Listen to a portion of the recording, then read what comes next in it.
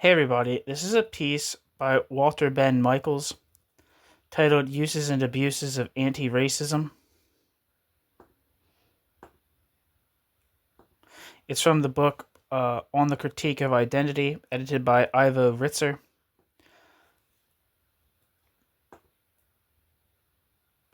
It says here that... Sorry, I'm looking up his the contributor section. The contributor section. It says, Walter Benn Michaels is Professor Emeritus of English at the University of Illinois, Chicago, an influential scholar in the fields of literary theory and American literary history. Michaels is also a high-profile essayist whose political writings have appeared in publications including The American Prospect and the London Review of Books. Michael Benn Michaels' latest book is No Politics But Class Politics, a collection of essays published together with Adolph Reed Jr.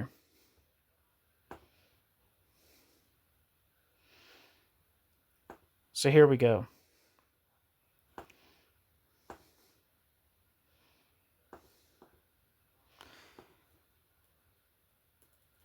In the fall of 2020, I was invited by a German academic group to give a talk to a meeting they had scheduled for June 2021. In December of 2020, I was disinvited. They no longer wanted me to come. Why? Because at least one of their members, a professor of color, who read, in English, a book I published in 2006, The Trouble with Diversity. She felt that to be in the presence of its author, even on Zoom, ! Would be subjected to a kind of, quote, violence. So to make sure everyone stayed safe, the group invited someone else. As mere readers of this essay, in the presence only of a book, not its author, you presumably have less to fear. But the point of my telling the story is neither to scare nor to reassure you, and it isn't to bemoan so-called, quote, cancel culture either. I'll have something to say about that. I'll have something to say about why that's irrelevant at the end of this essay. It is instead to note that even though The Trouble with Diversity was controversial in 2006, when the first American edition came out, things have not yet reached the point where opposition to diversity as a form of progressive politics was regarded as a kind of violence.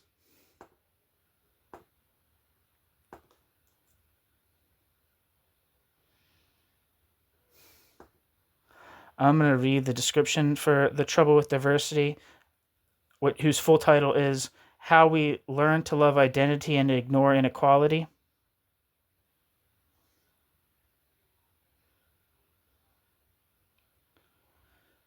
It says, acclaimed as, quote, eloquent, Chicago Tribune, quote, cogent, the New Yorker, and, quote, impossible to disagree with, end quote, the Washington Post, excoriated as a, quote, wildly implausible product of, quote, shock and awe school of political argument, end quote, Slate.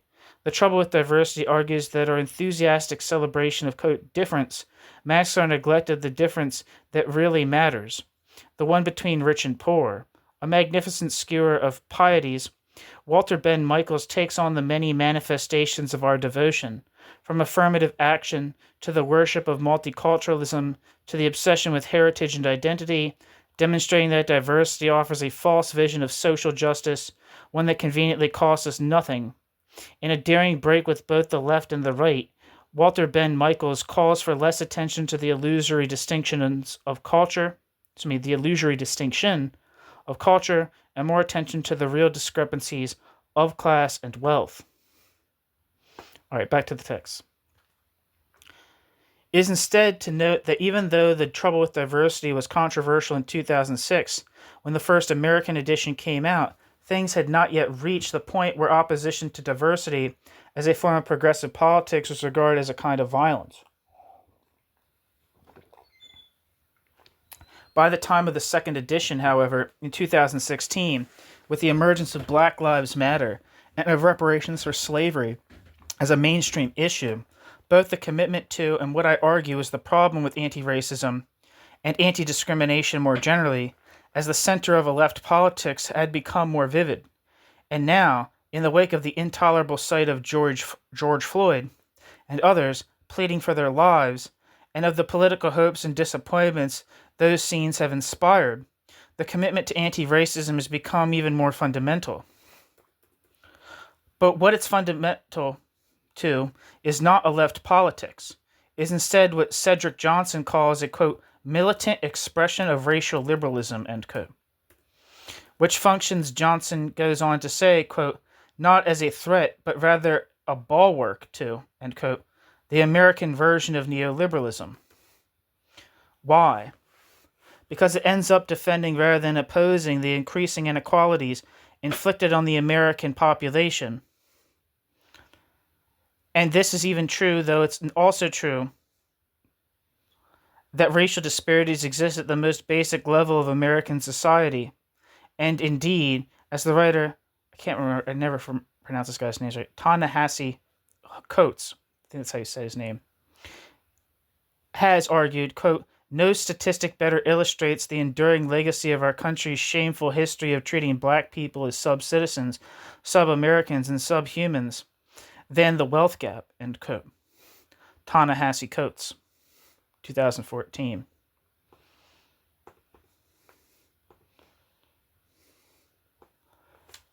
I wanted to look up Cedric Johnson.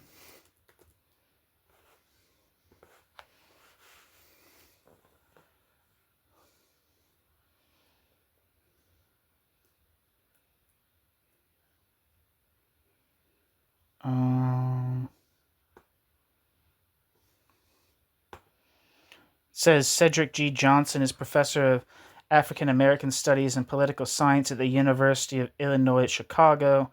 His book, Revolutionaries to Race Leaders, Black Power and the Making of African American Politics, was named the 2008 W.E.B. Du Bois Outstanding Book of the Year by the National Conference of Black Political Scientists. Cedric G. Johnson is editor of the Neoliberal Deluge, Hurricane Katrina, Late Capitalism, and the Remaking of New Orleans. His 2017 Catalyst essay titled The Panthers Can't Save Us Now, Anti-Policing Struggles and the Limits of Black Power was awarded the 2018 Daniel Singer Millennium Prize. Cedric Johnson's writings have appeared in Non-Site, Jacobin, New Political Science, New Labor Forum, Perspectives on Politics, Historical Materialism, and Journal of Developing Societies. In 2008, Cedric G. Johnson was named the John Garlock Labor Educator of the Year by the Rochester Central Labor Council, AFL-CIO. Cedric G. Johnson previously served on the Representative Assembly for UIC United Faculty Local 6456. Back to the text. The statistics Coates has in mind are these. In 2019, the mean net worth of white families was $983,400.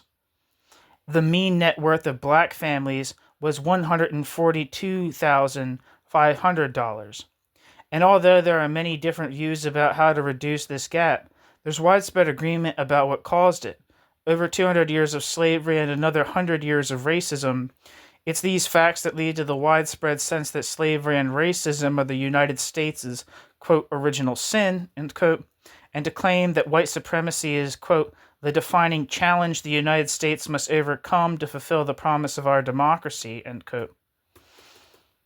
That's from Giving to Columbia, 2021. Footnote, the sentiment is widespread, but the speaker here is the president of Columbia University. It's not irrelevant that the median family income of a student at Columbia is $150,900, and that a little less than half of its students come from the top 10% of American incomes. An organization that assesses universities by diversity ranks Columbia 11th in the country. Neither President Bollinger nor the diversity guys comment on the students' wealth. End footnote.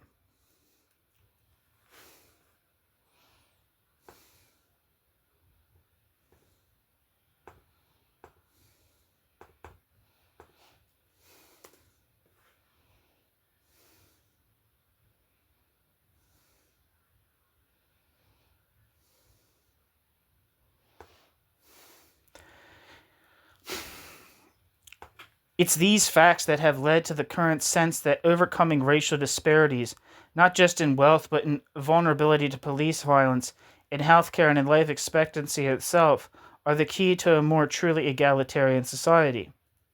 But if, like Coates, we start with the wealth gap and ask ourselves who actually has white wealth, it becomes immediately clear how misleading the very idea of white wealth is. Why? Because the richest 20% of white people own 85% of that wealth, the middle 50% own the little that's left, and the bottom 30 have nothing. So almost all white people have almost no white wealth. Indeed, if we move from inequality of wealth to income inequality, the picture becomes even clearer. Most of the people making over $200,000 are white, but so are most of the people making under $10,000, and under $15,000, and under $20,000. When you tell these people that the major cause of inequality in the U.S. is white supremacy, they know you're wrong. You might just as plausibly point toward the second largest group of rich people in the U.S., Asians, who just like whites are overrepresented among the rich and underrepresented among the poor. And argue that Asian supremacy is a fundamental American problem. Just ask the Asian poor. It's not.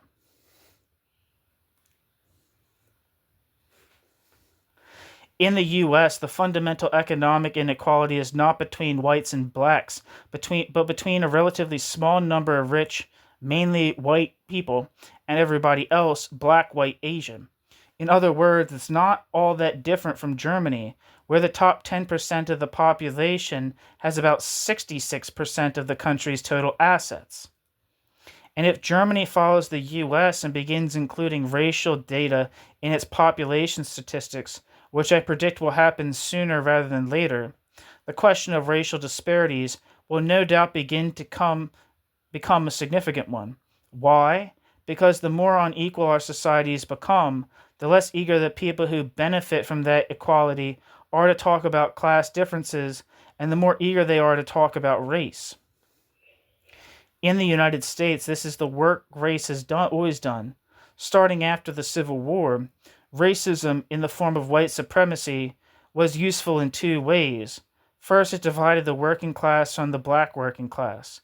If, quote, Negro and white unite and fight, end quote, would be the periodic motto of radical leftists, encouraging white workers both to despise and fear their black counterparts was an effective way of forestalling that unity. Second, as the most radical of racist writers, Thomas Dixon, understood very well, racism not only divided poor whites and poor blacks, it united poor whites and rich whites.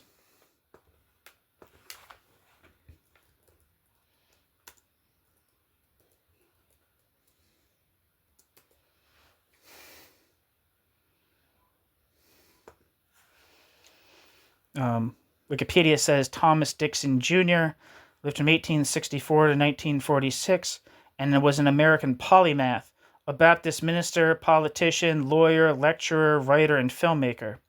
Thomas Dixon wrote two best-selling novels, The Leopard's Spots, A Romance of the White Man's Burden, 1865 to 1900, published in 1902, and The Klansman, a historical romance of the Ku Klux Klan, published in 1905, that romanticized Southern white supremacy, endorsed the lost cause of the Confederacy, and opposed equal rights for black people, and glorified the Ku Klux Klan as heroic vigilantes. Filmmaker D.W. Griffith adapted The Klansman for the screen in The Birth of a Nation. The film inspired the creators of the 20th century rebirth of the Klan. Back to the text.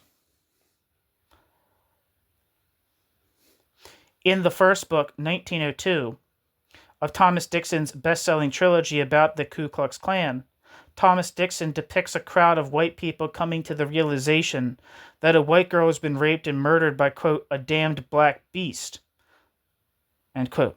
Quote, in a moment, end quote, he says, quote, the white race had fused into a homogeneous mass of love, sympathy, hate, and revenge. The rich and the poor, the learned and the ignorant, The banker and the blacksmith, the great and the small, they were all one now, end quote. Thomas Dixon. On their own, the rich might look to the poor like class enemies. In the face of the black beast, they start to look instead like racial brothers. It's almost like if there was no such thing as a white race, you would have to invent one, which, since there actually is no such thing as the white race, is in effect what we've done.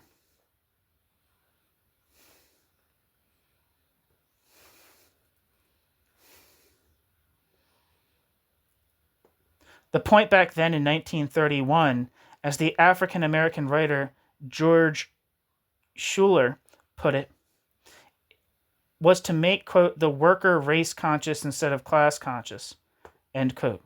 George Schuler. Or Schuyler. I don't know if I'm saying it right. Wikipedia says George Schuler lived from 1895 to 1977 and was an American writer, journalist, and social commentator known for his outspoken political conservatism after repudiating his earlier advocacy of socialism.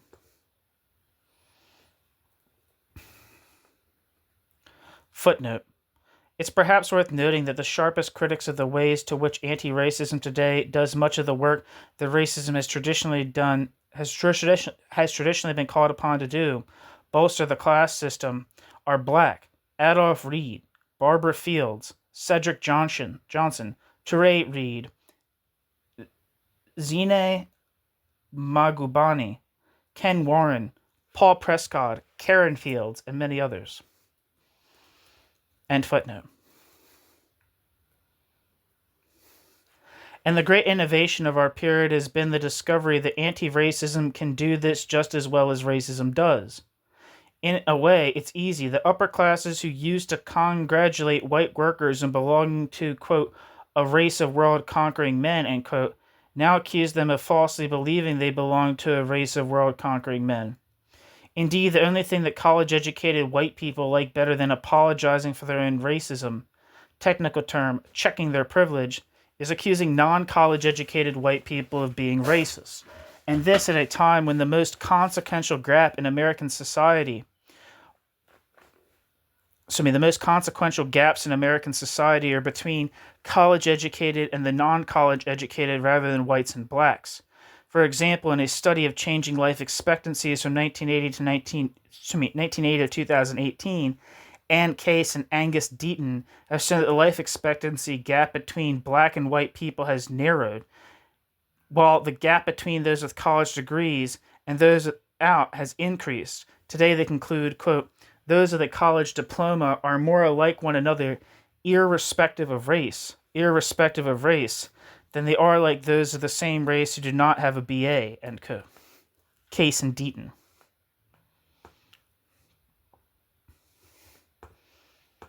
(2020).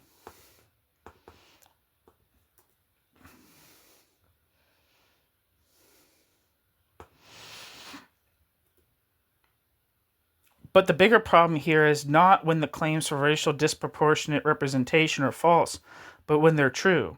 In 2020, the police killed 32 unarmed black people, among them George Floyd and Breonna Taylor, whose death sparked nationwide protests and an ongoing, quote, racial reckoning, end quote.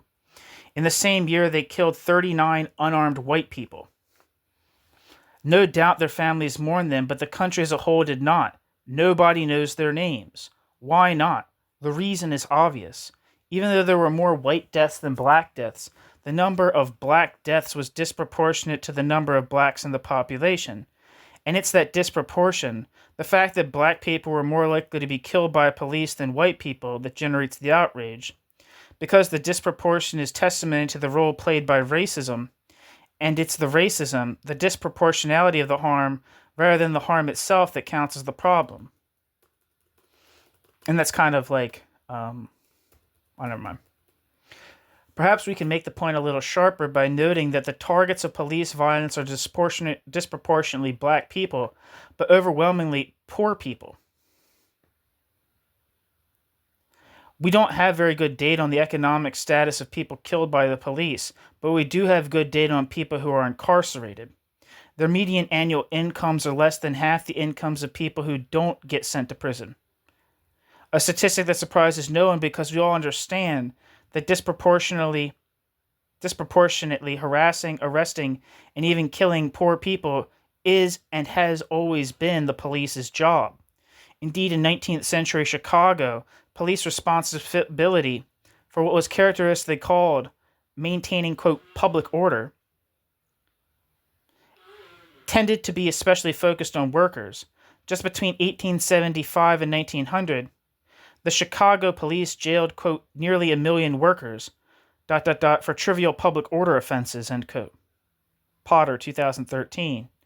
Today, labor militance is largely out of the picture, but the job of maintaining public order, especially in a society that may be even more unequal than it was then, is at least as demanding. Indeed, when we accuse the police of disproportionate violence against black people instead of disproportionate violence against poor people, it's because we understand very well that maintaining order among and against the poor is what we pay them for. Their fundamental job is to make sure poor people don't take things away from rich people.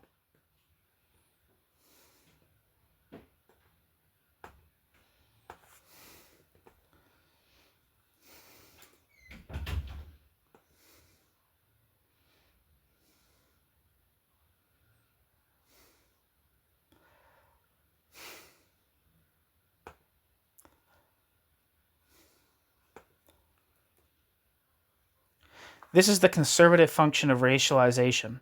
It takes a system that exists to enforce the oppression of the working class and redescribes it as enforcing racial oppression, thus turning the socialist goal of getting rid of the class structure into the liberal goal of making it fairer.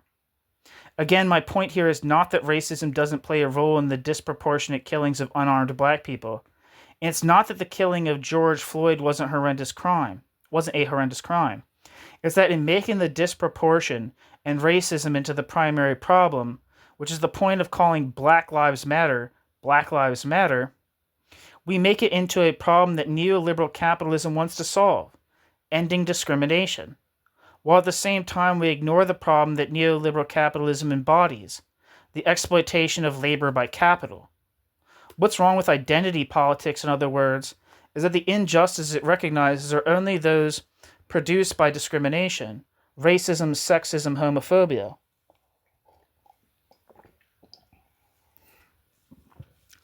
Inequalities produced for everybody at every moment by the fact that workers are paid less than the value of what they produce are ignored, or worse, normalized.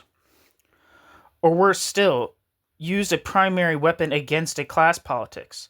This became clear during the 2016 Democratic primary when Hillary Clinton began attacking Bernie Sanders' focus on capitalism by asking her crowds, quote, if we broke up the big banks tomorrow, would that end racism? Would it end sexism? End quote. Cited in Confessor and Alcindor 2016. Clinton's point was that Sanders' focus on class was ignoring the issues, the identities her people cared about. And it would be hammered home by Nobel laureate Paul Krugman, proclaiming in the New York Times that Sanders' commitment to equality among individuals was a, quote, pipe dream, end quote, because, quote, defining oneself at least in part by membership in a group is part of human nature, end quote. Paul Krugman.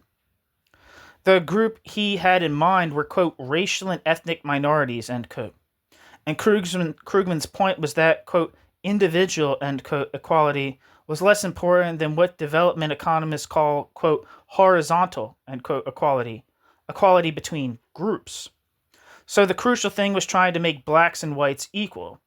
But of course, if you could somehow eliminate the wealth gap between blacks and whites, the wealth gap between the rich and the poor would be left untouched. Economically speaking, racial equality is equality without equality. Economically speaking, racial equality is equality without equality.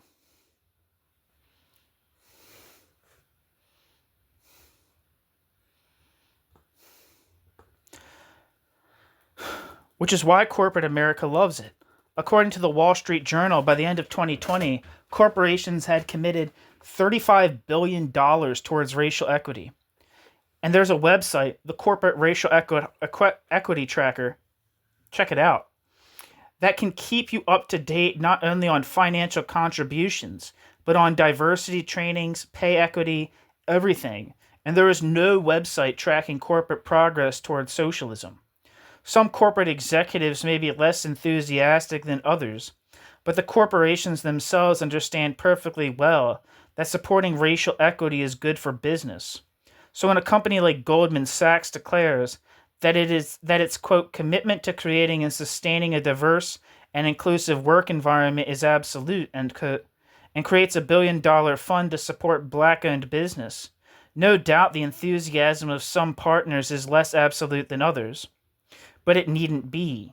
Goldman's business is providing quote advice and capital end quote to its clients, and neither the advice nor the capital is compromised if it's provided by a workforce like the one Goldman says it's aiming for: 50% women, 11% black, 14% Hispanic/Latino. By contrast, were Goldman Sachs as committed to socialism as it is to anti-racism, the contradiction between its business, providing capital, and its ideal, ending capitalism, really would be, quote, absolute, end quote. But this generosity is well understood not only by moderates like Clinton and Biden, but by people who insist on what Kimberly Crenshaw calls, quote, the profound divide between liberals and radicals on matters such as race, end quote. Kimberly Crenshaw, and identify themselves as the radicals.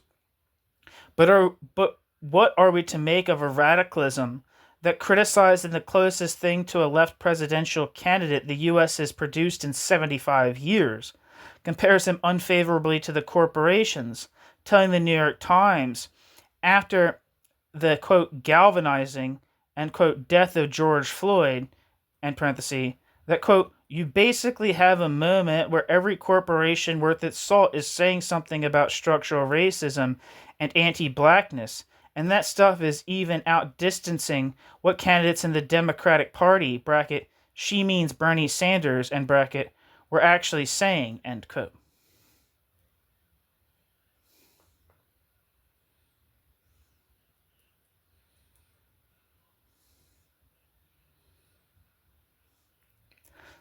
It says Ember 2020.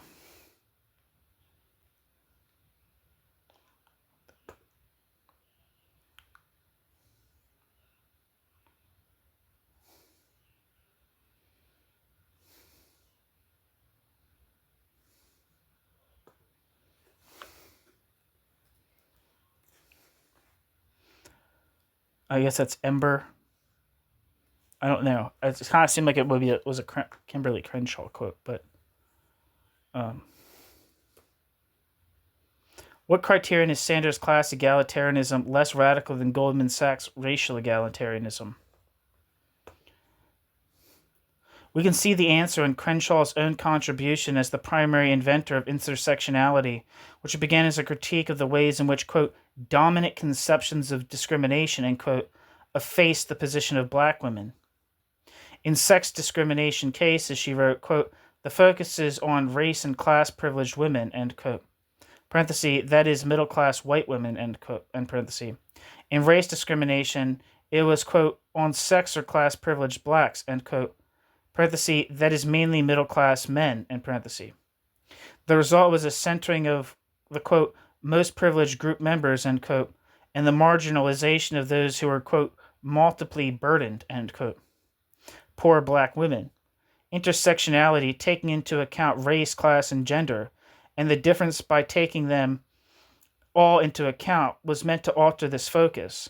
What makes intersectionality radical is precisely that intersectionality doesn't center any one mode of oppression. It insists on the relevance of all of them. In the U.S., of course, people sometimes complain, not without justice, that in the, quote, race, class, gender, end quote, trinity, class has tended to get the short shrift. But the real contribution of, and trouble with, intersectionality is actually more visible when class is taken seriously, as it is in the sociologist Didier Eribon's fascinating Retour à Reims, where an author who has written so effectively on what he calls, quote, the mécanisme, end quote, of domination, seeks to extend the inquiry into, quote, la domination sociale, end quote.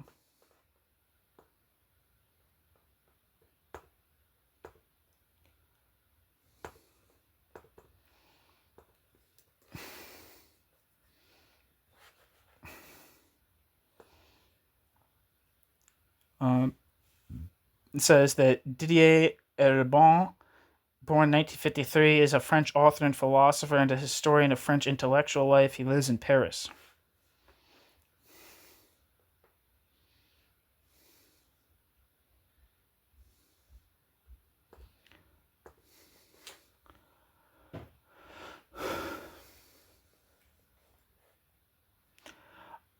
Back to the text. A project given particular point by the fact that just as Eribon himself is gay, he was himself born into a working class family and is thereby as well situated to talk about the construction of working class identity as about gay identity.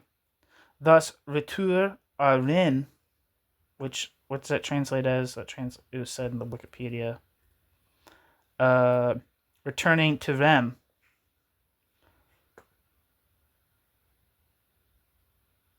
Provides an exemplary instance of what it means to raise the question of being oppressed as a gay man and being oppressed as a member of the working class together, and indeed to help us understand the relation between them. I'm going to look up this book, just because it's been referenced a few times. The description for Returning to Rennes by Didier Eribon. The description says, after his father dies, Didier Eribon returns to his hometown of Rennes and rediscovers the working class world he had left behind 30 years earlier. For years, Eribon had thought his father largely in terms of the latter's intolerable homophobia. Yet his father's death provokes new reflection on Eribon's part about how multiple processes of domination intersect in a given life and in a given culture. Eribon sets out to investigate his past, the history of his family, and the trajectory of his own life. His story weaves together a set of remarkable reflections on the class system in France, on the role of the educational system in class identity, on the way both class and sexual identities are formed, and on the recent history of French politics, including the shifting voting patterns of the working classes, reflected by Eribon's own family, which changed its allegiance from the Communist Party to the National Front. Returning to Rennes is a remarkable book of sociological inquiry and critical theory, of interest to anyone concerned with the direction of leftist politics in the contemporary world, and to anyone who has ever experienced how sexual identity can clash with other parts of one's identity. A huge success in France since its initial publication in 2009, Returning to Rennes received enthusiastic reviews in Le Monde, Libération, L'Express, Les Incorruptibles? I don't know.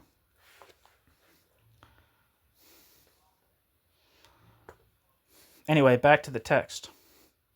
Eribon understands homophobia as the, quote, imposition by a heterosexual society of its, quote, definition of what a couple should be, what a family should be, end quote.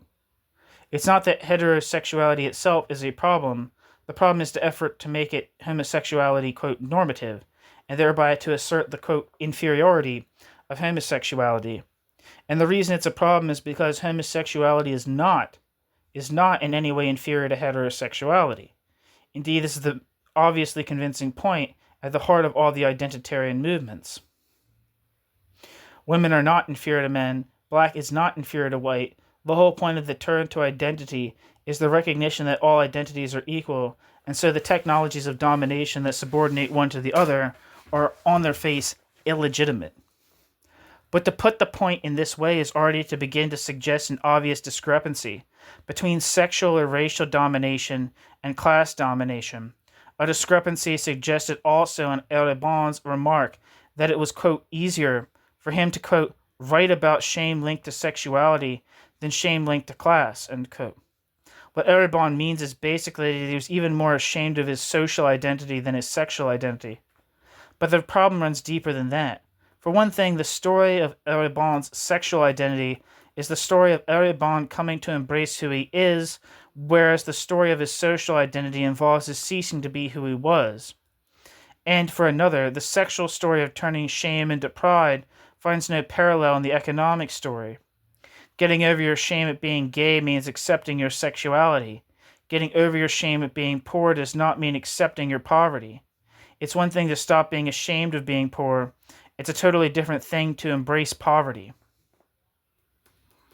The reason for this, of course, is that the supposed inferiority of people of color, of women and of gays, is a function of the shame-inducing disciplinary technologies to which they are subjected.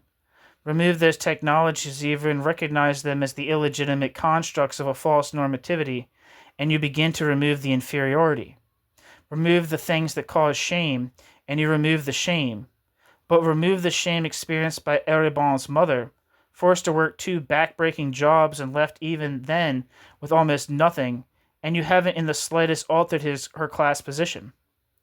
Eribon asked why, quote, certain categories of the population, gays, lesbians, transsexuals, or Jews, blacks, and quote, etc., are required to carry the, quote, social and, quote, cultural, quote, burden of domination. But no one needs to ask why capital needs to dominate labor. It's because capital needs to exploit labor. From this standpoint, we can begin to understand both the liberatory appeal and the conservative function of the critique of normativity. The appeal for every identity is that you're no longer persecuted for who you are. But the working class is not an identity, and when you treat it as if it were, when you treat victims of exploitation as if they were victims of discrimination, you reinforce rather than challenge class stratification, which is exactly what Eribon does. Eribon imagines his workers as an abjected identity, the victims of, quote, shame, parenthesis, a description that appears at least a dozen times in a short book, end parenthesis. Then, when he moves from shame to more material conditions of inequality, parenthesis, like the educational structures that push working-class children into the unskilled labor market, end parenthesis, Eribon turns them into victims of discrimination.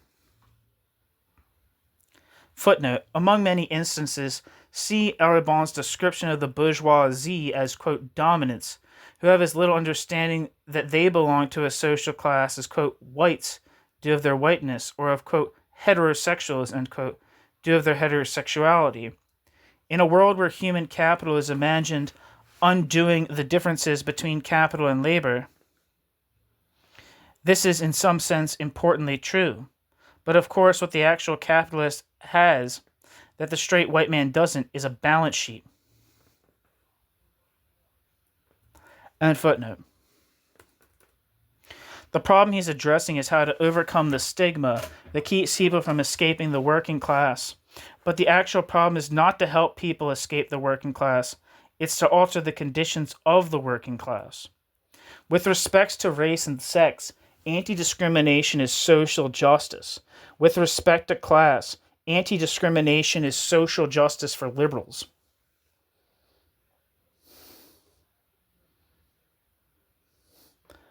For the left, it's the enemy. Since the left, the problem with the working class is not that its members aren't treated fairly. It's that belonging to the working class is itself the unfairness, an unfairness that's necessary for capitalism to survive. From this standpoint, what's fascinating about Eribon's career is the way Eribon's career exemplifies the difference between overcoming the obstacle of being gay in a heteronormative society and overcoming the obstacle of coming from the working class in a capitalist society. Eliminating homophobia is a victory for every gay person. Eliminating the bias against the poor would be a victory only for the people who are thereby enabled to escape poverty, and for the class system itself, which it would leave completely intact.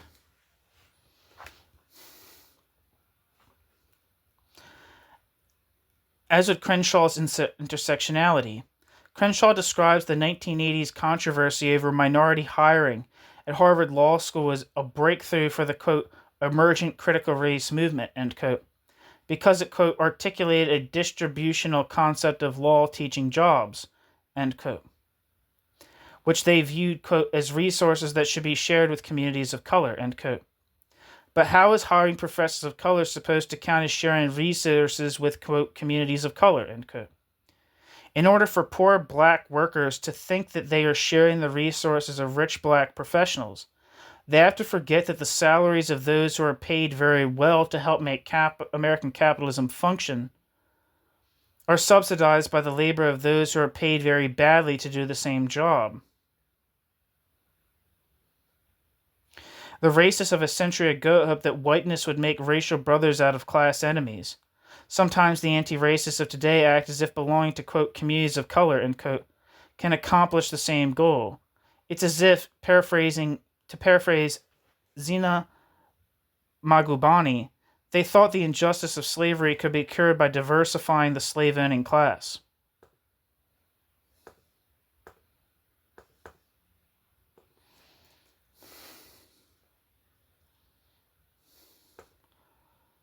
Wikipedia says Zina Magubani is a scholar whose work focuses broadly on the intersections of gender, sexuality, race, and post-colonial studies in the United States and Southern Africa. Zina Magubani has held professorial positions at various academic institutions in the United States and South Africa and has published several articles and books. Magubani was born in Chicago, Illinois. Magubani's father, Bernard Magubani, was a prominent South African scholar and one of the leading anti-apartheid activists based in the United States. Magubani received her undergraduate degree in politics at Princeton University and obtained a master's degree and PhD in sociology from Harvard. I want to skip all this boring biography stuff. Magubani is the author of Bringing the Empire Home, Race, Class, and Gender in Britain and Colonial South Africa, which explores colonial conceptions of blackness across England and South Africa and how these representations continue to influence ideas of race, gender, and class today. She is the co-editor of Here Are Voices, Race, Gender, and Status of Black South African Women in the Academy, a book that highlights the institutional racism and sexism within the Academy in South Africa. Magubani is also the editor of Postmodernism, Postcoloniality, and African Studies, an interdisciplinary collection of essays by scholars around the world that addresses gender, race, gender, and identity. Magubani has published various articles in various publications since she began her academic career in 1994. Her most cited article is, quote, Which Bodies Matter? Feminism, Post-Structuralism, Race, and the Curious Theoretical Odyssey of the Hottentot Venus, which seeks to expose colonial representations of black women as a social construction rather than as a biological fact. Magubani is also the author of the article The Product, Red Man's Burden, Charity, Celebrity, and the Contradictions of Coevalness, in which Magubani uses the concept of coevalness to analyze Western, specifically celebrity involvement in the Product Red campaign. Other commonly cited articles by Magubani include The Revolution Betrayed, Globalization, Neoliberalism, and the Post-Apartheid State, Globalization and the South African Transformation, the Impact on Social Policy, and Spectacles in Scholarship, Castor Semenya, Intersex Studies, and the Problem of Race and Feminist Theory. Back to the text.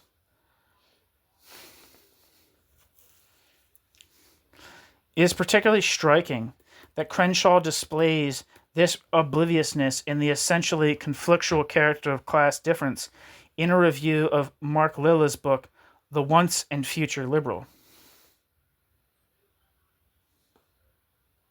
Who is Mark Lilla?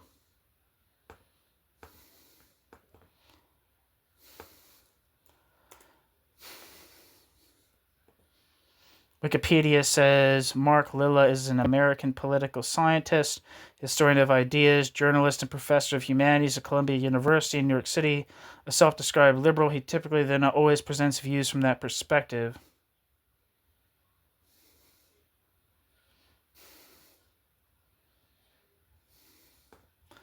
In the book Once and Future Liberal, After Identity Politics is a 2017 book by humanities professor Mark Lilla, in which the author argues for U.S. liberals to emphasize commonalities as citizens in their politics rather than differences of identity.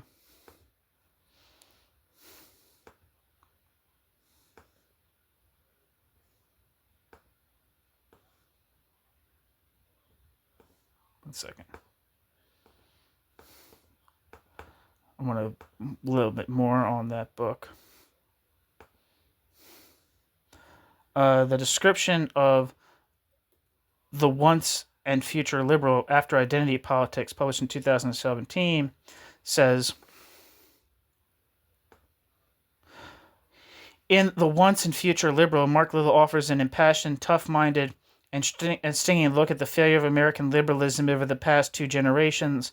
Although there have been Democrats in the White House and some notable policy achievements, for nearly 40 years, the vision that Ronald Reagan offered, small government, lower taxes, and self-reliant individualism, has remained the country's dominant political ideology, and the Democratic Party has offered no convincing competing vision in response.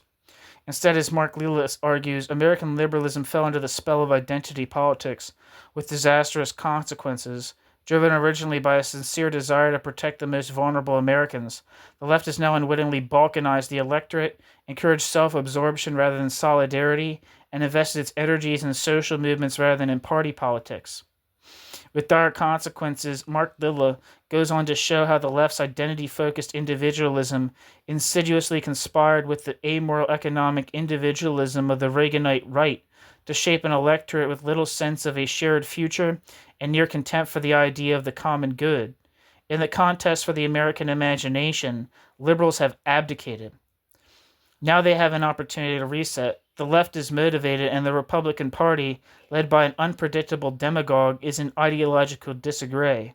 To seize this opportunity, Mark Lilla insists, liberals must concentrate their efforts on recapturing our institutions by winning elections. The time for hectoring is over.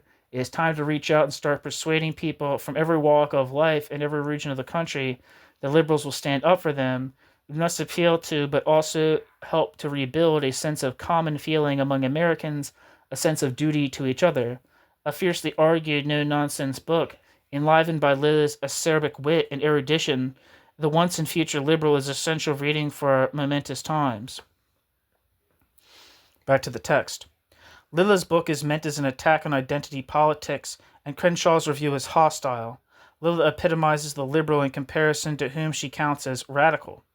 In effect, however, they have a lot in common, for even though Mark Lilla thinks he's against identity, what he really wants is just a different form of it, not black or brown, but, quote, American. And one of the things Mark Lilla wants American identity to do is overcome American, quote, progressives, quote, fixation on class, end quote. In other words, what Mark Lilla wants being American to do is exactly what Crenshaw imagines the belonging to a community of color can do. Establish, quote, some sort of identification between the privileged and the disadvantaged, end quote. Mark Lilla. From this standpoint, Crenshaw's liberal identitarianism and Lilla's liberal anti-identitarianism are just 2 different paths towards the traditional goal of American politics, taking the universal egalitarian goals of socialism off the table. More generally, the reason The Trouble with Diversity was subtitled How We Learn to Love Identity and Ignore Inequality was because what seemed to me most wrong with the focus on identity was not that it was a distraction from economic inequality, but that it provided a model of liberal justice that offered an alternative to economic equality. That had no problem with economic inequality as long as that inequality was not a product of racism, sexism, or some kind of discrimination. In other words, that it ignored the degree to which inequality was an inevitable product, even of a capitalism that might be both anti-racist and anti-sexist. The point was not that anti-racism wasn't good. It was that anti-racism in itself wasn't anti-capitalist, and by itself was actually a way of seeking to legitimate capitalism.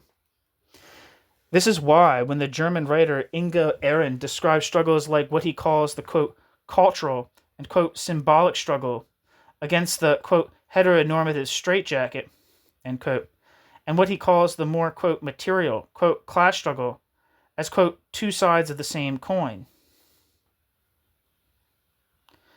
and urges us to combine them, he is partly right and completely wrong.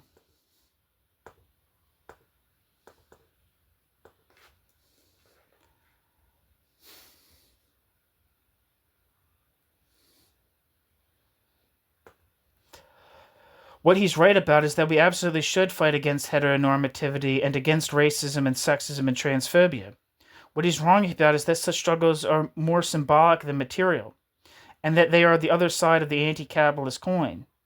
The material politics of anti-discrimination is a way of saving the class structure and making sure that racism doesn't stand in the way of more black people getting rich. It's not the other side of a commitment to material equality. It's the exact opposite. But the material politics of anti-wokeism is at least as bad. There are many reasons why my Zoom talk to a few professors gets canceled wasn't worth making a public fuss about. But the most important one is that in the US, the focus on, quote, cancel culture has always functioned to conceal the fact that the greatest threats to freedom of speech are not at all from leftist students and professors. Right now, summer 2023, it's the governor of Florida describing his state as, quote, where woke goes to die, end quote, in parentheses, who has presided over the dismantling of the faculty at New College, announcing that, quote, we will be shutting down low-performing, ideologically captured academic departments and hiring new faculty, end quote. Corcoran, cited in Hodgson 2023. His minions began by firing 5 professors last April, and the new school year starts. As the new school year starts, 1/3 of the faculty is left. Those professors aren't being fired by woke students; they're being fired by anti-woke politicians. But right-wing anti-wokeism isn't the main problem either. The main problem is the degree which battles like the one over, quote, cancel culture obscure the conditions in which people's working conditions are being made worse. Sticking with academic examples, the University of West Virginia has just announced plans to eliminate 32 academic programs. No one is being canceled, but as many as 169 faculty are being fired. Why? Because the university is running an annual deficit of millions of dollars. A deficit produced first by diminished support from the state, then by the need to compensate for that diminished support by attracting more tuition-paying students, then by the need for capital and other improvements to attract those students, and finally by the catastrophic results when you try and fail. In other words, a deficit produced when the abandonment of higher education as a public good forces universities to compete against each other in the market with predictable, indeed from the neoliberal standpoint, desirable consequences.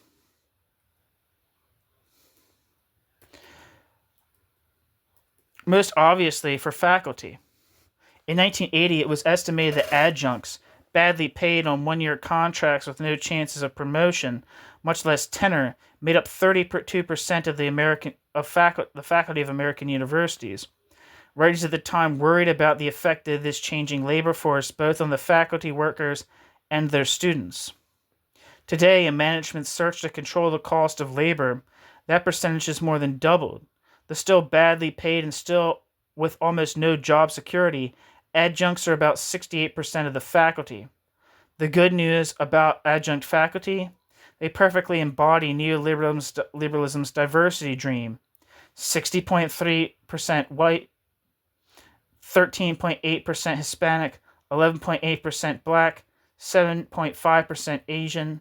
The bad news, they perfectly embody neoliberalism's austerity dream. They don't get paid a living wage, and you can fire them whenever you want, and you don't need to cancel them. Worried about losing their jobs, they keep their mouths shut. The point of this brief excursus into the political economy of American academic life has been to remind ourselves that even in that part of the world where battles over wokeism are most intense, the structural injustices are created by capitalism, not by racism or sexism, or by too much sensitivity to racism or sexism, or even by outrage over that sensitivity to racism and sexism. So on the one hand, no one on the left should be opposed to any form of anti-discrimination. But on the other hand, no one on the left should make the mistake of thinking that, and acting as if, any form of anti-discrimination can alter the fundamental inequalities that structure societies like Germany and the United States. Our opposition is to an anti-discrimination that imagines racism, sexism, homophobia, transphobia, etc. as foundational to the material conditions of inequality today, and that, deployed in slogans like, quote, representation matters, end quote, offers as its ideological utopia a world where those material inequalities are left untouched. Our utopia begins with an attack on those material inequalities. Of course, that won't end racism and sexism, but equally, of course, and here it's just the opposite of anti-discrimination, it necessarily diminishes the material effects. You could call it the difference between an idealist anti-racism and a materialist anti-racism, or you could just call it the difference between neoliberalism and socialism. And that's the end of the piece. Thank you so much for listening.